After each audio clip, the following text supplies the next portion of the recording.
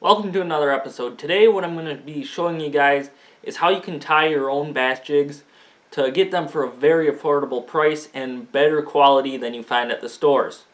So the one I'm going to be tying for you today is a 1/4 ounce jig, and this is going to be in like a chartreuse shad color. So let's get right into it. The first thing we need is our jig. I'm using a fly tying vise, but all you need really is just a string and bobbin. You can use any vise or anything to clamp your jig in.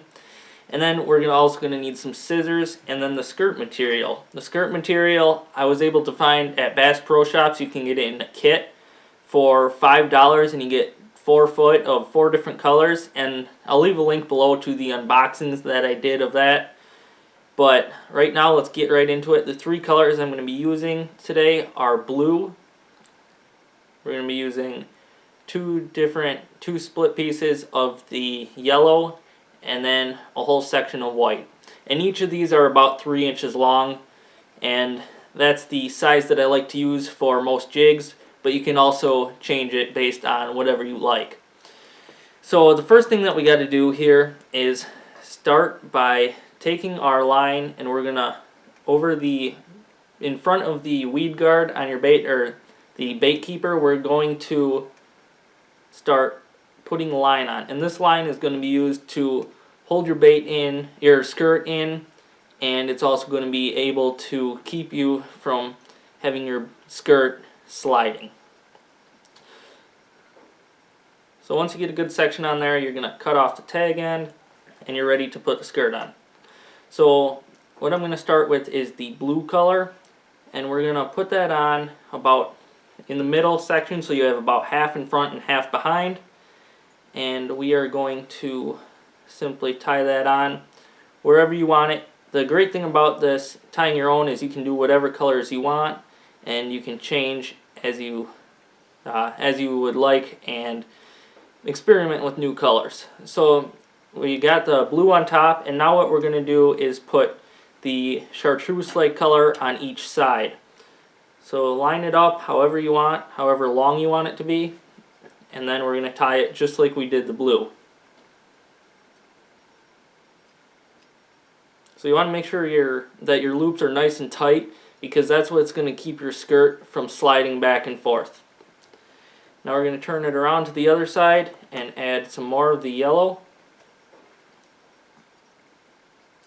And the great thing about using fly tying line and string rather than using the rubber bands that they sell you at the stores is these are going to last a lot longer, and even when you get pike and stuff, you're not going to have to worry about your baits breaking.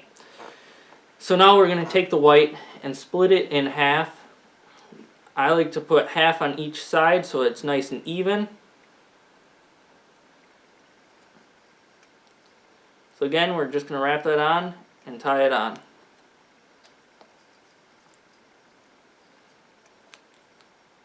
Then we're going to flip it over and put the other half.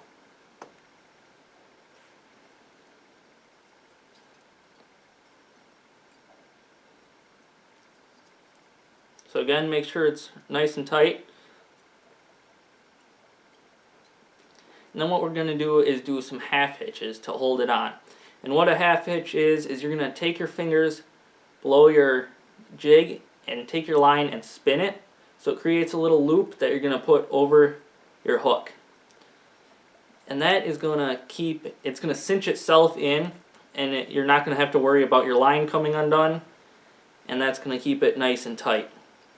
So I usually put about 5 or 6 of those, and then we are done. Now all we have left to do, after we cut the tag off here, is we have to trim the jig up to however we want it. If you want a long skirted jig, you can leave it like this and that'll be thick. But what I'm doing today is I'm going to make this a finesse jig. So I want to take and cut these all off right in front of the jig head. So now that those are all nice and short like I want, what we got to do is go ahead and trim or split each of these individual strands of skirt, and we're going to be done and ready to fish. So I'll show you guys what it looks like once we're done with that. Okay, so now we've got that done. That took about 2 or 3 minutes, and that's the most time-consuming part of this jig building part.